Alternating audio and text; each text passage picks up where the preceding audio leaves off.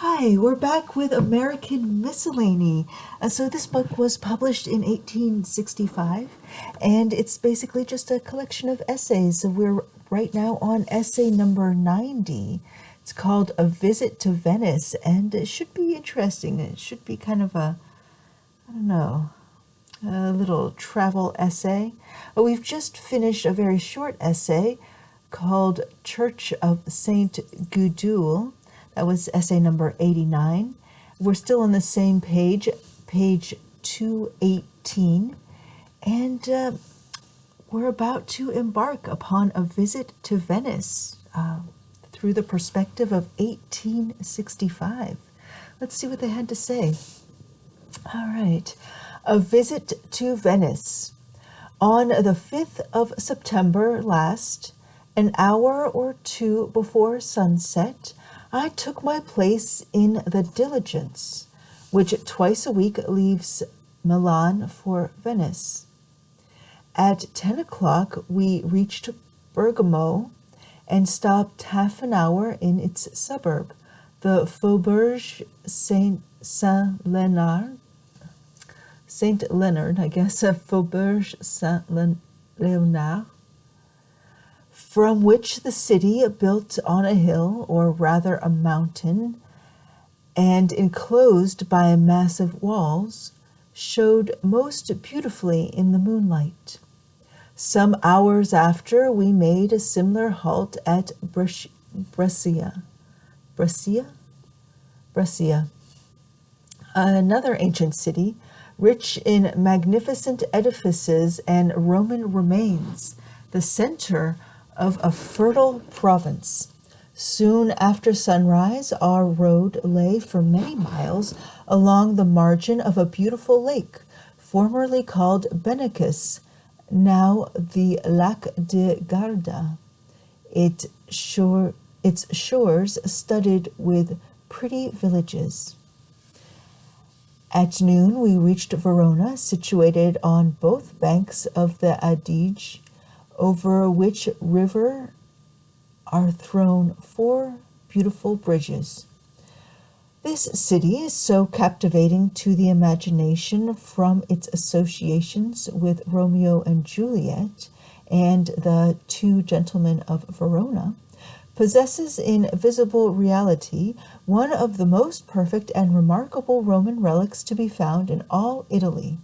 The celebrated amphitheater of Verona is to this day, in its interior structure, almost exactly what it was when, nearly 1800 years ago, 20,000 Romans seated on its marble benches watched with eager eyes the gladiatorial combats in the arena below. The exterior circumference of this vast elliptical edifice is 1,434 feet. The height of the cornice from the level of the street, 100 feet. Within, the tiers of seats, 45 in number, ascend from the arena to the level of the 3rd story of external arches, of which only 4 remain of the 72 that, arranged in 3 stories, originally formed the facade of this grand structure. Our stay of 2 hours at Verona barely sufficed for a visit to the amphitheater, after which we dined and resumed our places in the diligence. It was near sunset when we reached Vicenza, a city of palaces, the enduring memorials of opulence and splendor long since departed. Vicenza was the birthplace of the celebrated architect Palladio, and he adorned his native city with magnificent edifices, which in any other land than Italy would attract crowds of admiring pilgrims from all quarters. I walked a while through its silent and deserted streets, gazing at the beautiful architecture which seemed still more impressive to the imagination from being thus strangely contrasted with the air of desolation around.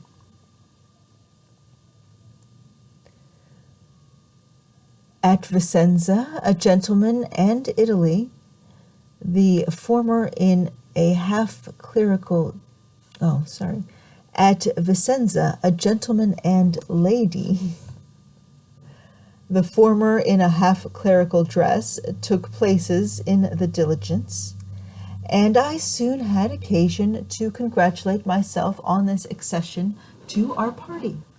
My previous companions had been very courteous in their manners, but as they spoke only Italian, our verbal intercourse had been very limited. This they probably intimated to the newcomer, for he soon addressed himself to me in French, and finding that I was a pilgrim from a land so distant, entered into a very interesting conversation in regard to the most remarkable objects to be sought after in Italy. Rarely have I met with more courtesy and politeness than this stranger manifested. My difficulty in understanding the French when spoken only served to display the more perfectly a degree of patience and urbanity on his part, which I greatly fear a foreigner situated as I was in Italy would rarely find in our own country. He was evidently a man of superior intellect as well as polished manners, and I have since conjectured that he might be professor at the University at Padua. At length, it being now dark, our conversation declined. Fatigue overpowered me, and I fell asleep. When I awoke, I found myself alone, the sole occupant of the diligence, which was no longer in motion. I looked out of the window. The moon was shining on the high walls of a vast edifice, enclosing the paved courtyard in which I thus unexpectedly found myself. The horses had been taken away. Not a human being was in sight. All around was quiet and solitary. Scarcely yet restored to full consciousness, I got out of the diligence, and passing under an arched gateway at one corner of the court, came out into the open street.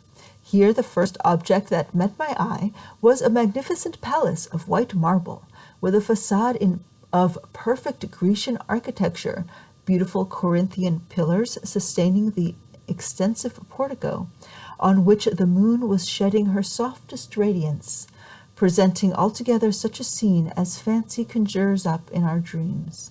I looked at my watch. It was near midnight. Ascending the broad flight of steps, I entered a vast and sumptuous hall, rich in marble, brilliantly lighted up, but perfectly empty. Beyond this was another equally spacious hall, similar in appearance, and lighted like the first. Here were a few persons seated at small tables, and in one corner a sort of bar or stand for refreshments. This last savored of reality. I approached and uttered the word "Cioccolata." This word broke the spell, and the enchanted palace seemed transformed almost to a cafe, when an attendant placed on a marble table a small metallic pitcher of chocolate and some light cake. But what could this vast and magnificent palace be, and why should its halls be so brilliantly lighted at that dead hour of night?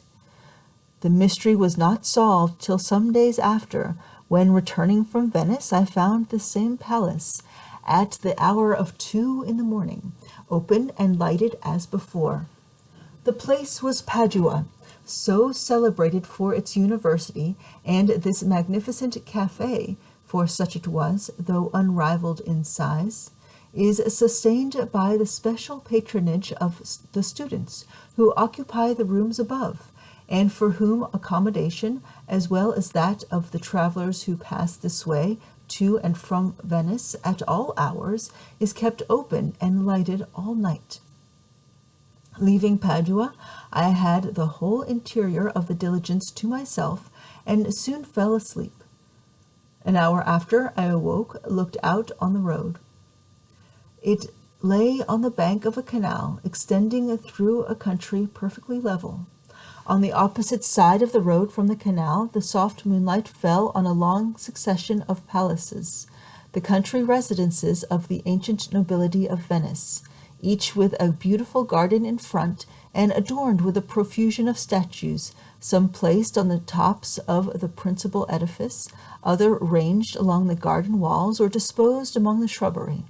The great number of these statues astonished me, and as the bright moonlight fell on them, exhibiting their various attitudes, some with the deep blue sky for the background, and others on the walls, so near that the expression of the face was distinctly visible, there was a loveliness and enchantment about the scene altogether unique. The diligence drove rapidly along, and still the same prospect continued for miles. Sleep again overpowered me, and when I next woke, the palaces had disappeared, and the perfectly level road, straight as an arrow, was in view for a long distance ahead. At 3 o'clock in the morning, we arrived at a small town, Mestre, at the termination of the mainland, where we left the diligence and went on board a gondola for Venice, distant now but 7 miles. This going out to sea in quest of a city was something new. We soon left the narrow canal for the open water, and when the eastern sky was tinged with the first ruddy hues of morning, the domes of Venice were in full view, the city seeming to rise out of the sea.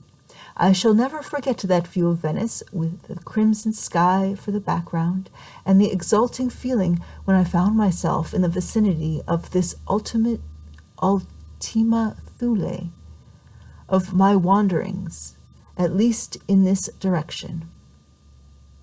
At a police station built on piles in the water, our passports were examined.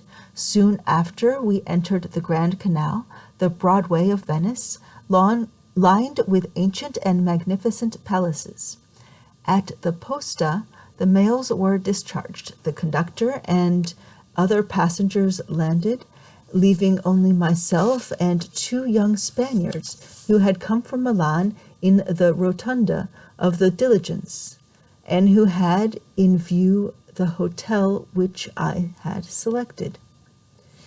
It was situated near the termination of the Grand Canal, where it opens into the broader channel on the southeastern side of the city.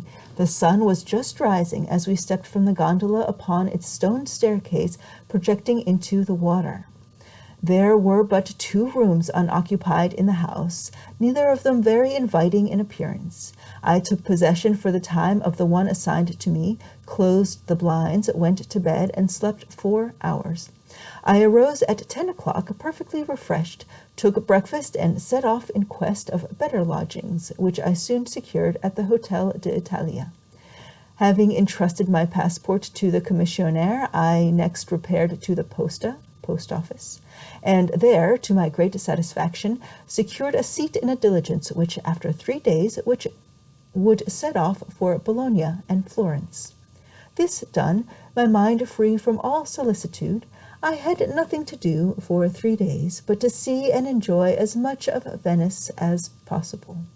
I strolled through its narrow streets, so narrow that with extended hands you could touch the walls on each side, and soon found my way to the grand center of resort, the Piazza di San Marco. This is a spacious open square having on one side the Church of St. Mark, and on the other 3 sides 3 magnificent palaces, united at the angles and thus forming a complete enclosure. The basements of these palaces present in front an unbroken series of arcades, occupied with numerous cafes and shops, affording the most delightful shelter for the crowds that daily assemble there. Under these arcades there are also at intervals passages to the streets in the rear. I guess it's pretty much the same as it was now as it was back then. It's 160 years ago. It's very much the same as in 1999 when I was there. Under these arcades there are also at intervals passages to the streets in the rear. On the side of the square near the church is the splendid Tour de Horloge clock tower, rich in marble and gilding. 2 statues in bronze are conspicuous on its top, and by an ingenious piece of mechanisms, these figures called the Moors are seen to elevate their arms and strike the hours. Well, that's new. This they do in a style quite like life. This they do in a style quite like life. Oh, wish I could have seen that. The glorious old church of St. Mark, so intimately associated with every thought of Venice, is not easily described. It was begun AD 976, and completed in 1071. How strange do these dates sound in American ears! How indescribable are the feelings of a pilgrim from the New World when he finds himself on the threshold of that grand and time-honored edifice and feels that he is indeed in Venice and amid the monuments of a national history, and even more remarkable than that of Rome. A handful of exiles driven by despair to take refuge on a narrow strip of barren sand lay there the foundations of a mighty empire, without vegetation, without drinkable water, without building materials, almost without soil on which to build. They erected a city in the midst of the waves of the sea. This state without a territory, this city floating as it were on the Adriatic, strong only in the indomitable enterprise and invincible courage of its inhabitants, attracts to itself the commerce of the world, sways the scepter of the seas, itself a republic, gives laws to proud empires and grown now to colossal size, overshadowing the nations, fills the measure of its fame by that splendor in the fine arts, which to this day remains, alas, the only relic of its ancient glory. Such is the history of Venice from its origin about the middle of the 5th century to the extinction of its independence in 1796.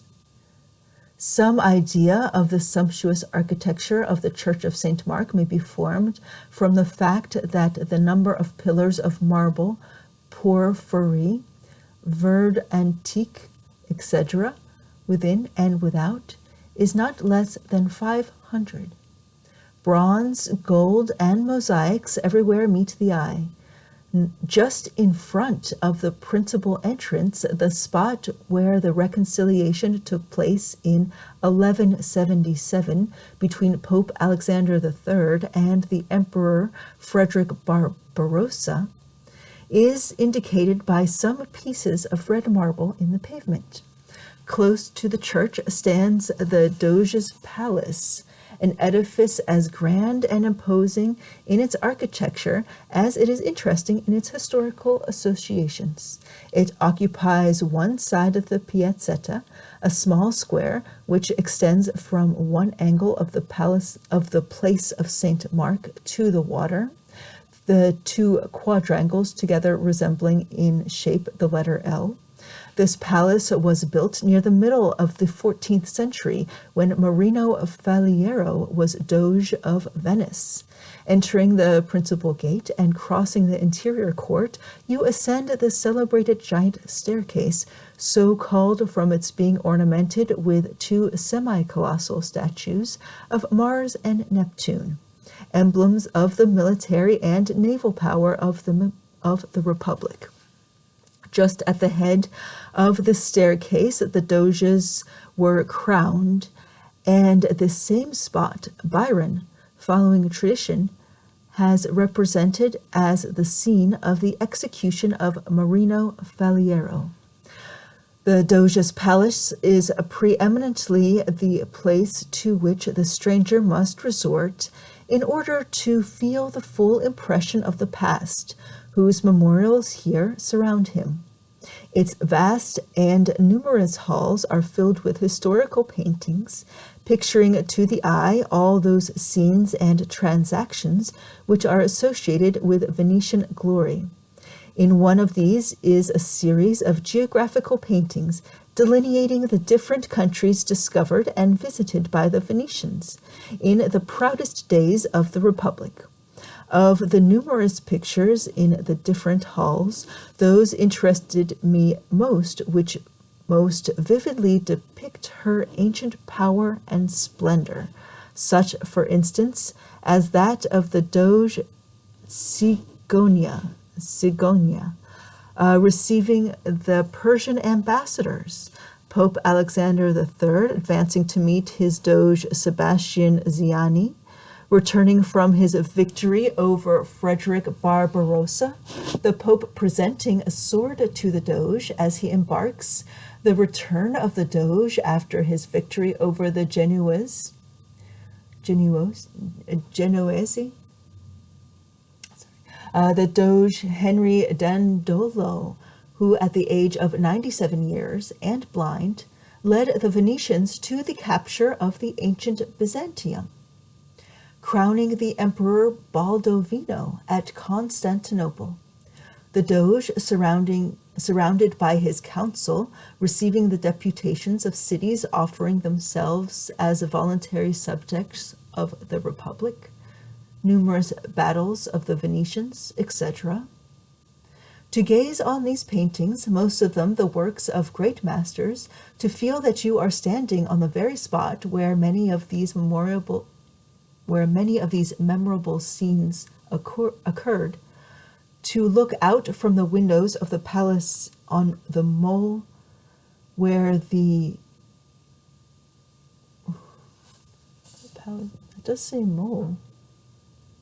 Yes.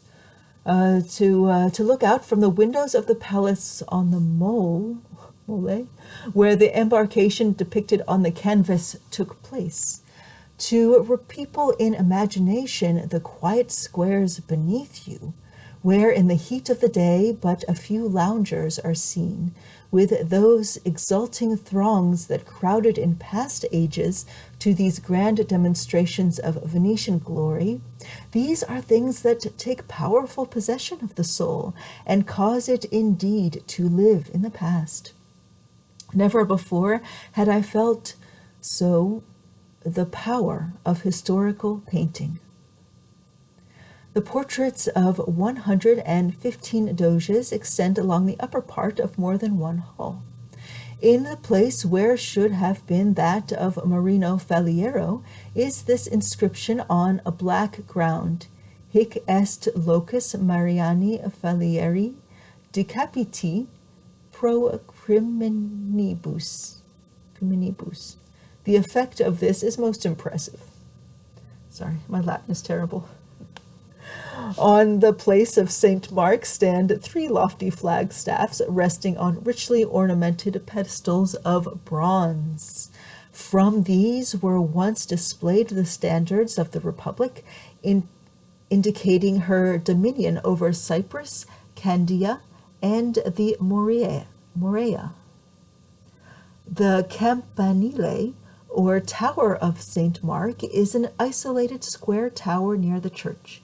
From the top of it I gazed with no common delight on the beautiful city below, the neighboring islands, the blue waters of the Adriatic, and the distant mountains of the Tyrol. When this glorious panorama was spread before me beneath that cloudless sky, I felt sure that no city in Italy, no one in the world, could rival the perfect enchantment which its scenery and its history impart to Venice. The contrast between the past glory and present decay of this renowned city is exceedingly impressive. Yet politically and commercially unimportant as she now is, there are many things which to the stranger materially diminish the painful sensations which such a contrast is fitted to produce. The enduring glories of architecture, statuary, and painting still remain, though the scepter of power and pride has departed from Venice. There appear to be also far more industry and general comfort here than in most of the other Italian cities. Not only are the crowds that congregate in the evenings at the piazza and piazzetta well dressed and genteel in appearance, but the lower class generally appear in better circumstances than elsewhere in Italy. As there were no excursions to be made out of the city, 3 busy days sufficed for very extensive ramblings through its narrow streets, as well as for repeated visits to the objects of greatest interest. A connoisseur in the fine arts would indeed wish to spend weeks or months here, but for those who are not so, it is perhaps the best policy to compress it in as small compass as possible, the pleasure of visiting such scenes, and to leave them before they have even begun to pall on the sense. To me, Venice will ever be enchanted ground, and the glimpse I had of its glories, brief as it was, yet sufficient for vivid impression and enduring remembrance, was a chapter of the purest poetry of life. It might have degenerated into prose had I stayed long enough to associate it chiefly with everyday occurrences and commonplace companions. It so happened that here I was absolutely without acquaintances, and, except at the table d'hôte of the hotel, had little occasion to hold intercourse with anyone, and I was precisely in that mood of mind in which this circumstance was most delightful. The objects around me were eloquent, and I would on no account have had the effect of their eloquence frittered away by ordinary chit-chat. The gorgeous architecture of those time-honored palaces and temples, and the memory of the stirring events with which many of them are associated, furnished inexhaustible food for that delicious reverie, to which the voluptuous softness of the air and the repose of all nature beneath that cloudless sky seemed of themselves to invite. Venice is built on about 70 small islands, separated from each other by a great number of canals. The number of bridges crossing these canals is said to be 306. Even in Amsterdam, there are wide streets traversed by light vehicles, and since the opening of the railway, by 1 or 2 omnibuses. But in Venice, not a horse or a carriage of any kind is to be seen. The narrow streets and the bridges, often at an elevation reached by stone steps, are adapted exclusively to pedestrians. Besides the spacious squares, the piazza and piazzetta, adjoining each other, near the church of St. Mark, there are few public places large enough for general resort, and accordingly, these constitute the chief promenade. The Grand Canal, far exceeding the rest in width, winds its serpentine way through the city, dividing it into unequal parts. There is but one bridge over it, the celebrated Rialto, which thus connects the 2 groups of islands on which the city is built. A double range of shops extends over this bridge. It's cool. Dividing it into 3 parallel streets, generally filled with a gay and laughing throng. The Rialto makes also a fine appearance from the water, being built of stone and spanning the canal by a single high arch, and beneath which the black gondolas are passing and repassing continually. The churches of Venice are magnificent in architecture and sumptuous in their decorations, enclosing a great number of paintings by the first masters, and many of them containing vast sepulchral monuments of most elaborate sculpture in memory of the doges and distinguished nobility of former years. Those erected in honor of distinguished artists are still more attractive, especially from the juxtaposition of chefs d'oeuvre, which will perpetuate their fame. In the church Santa Maria dei Frari, Santa Maria dei Frari, I paused for a long time at the monument to Canova, erected in 1827. Its magnificent sculpture is the result of the labors of 7 of the most distinguished living Venetian artists, after a model designed by Canova himself for a sepulchral monument to Titian, who lies interred in the same church, and to whom a monument just opposite to Canova's is not yet completed. That to Canova is a pyramid of white marble with exquisitely sculptured mourning figures ranged on steps leading to a door, representing the opening to a sepulchre. An account of the last hours of Canova, which I had read some years previous, made my visit to his tomb exceedingly interesting. I thought of him as one whose love for the beautiful had not been limited to material forms, whose soul had imbibed a pure and elevating influence from communion with ideal excellence. A peculiar purity and chasteness characterize his works, and are nowhere more conspicuous than in his celebrated Venice, which I saw afterward at Florence. Of the churches which I visited, except St. Mark's, none seemed to me to surpass that of Santa Maria della Salute. Santa Maria della Salute. This gorgeous edifice was built by the Republic, then in its highest glory, in fulfillment of a vow made on occasion of the plague, which in 1630 swept off thousands of victims. It stands in a conspicuous place not far from St. Mark's, on the opposite side of the Grand Canal, just where the latter opens into the broad channel. It is most profusely ornamented, comprising no fewer than 125 statues, besides numerous celebrated paintings, and is surmounted by a magnificent dome. Not far from this church, on the same bank of the Grand Canal, is the Academy of Fine Arts, containing a rich collection of paintings, chiefly of the Venetian school. The 2 paintings here that interested me most were the Resurrection of Lazarus and the Death of Rachel. In the latter of these, the beautiful face of her who lies extended on the couch, the deep grief of Jacob as the wife of his love is expiring, the attitude of Joseph, and the infant in charge of the nurse make up a scene inexpressibly touching.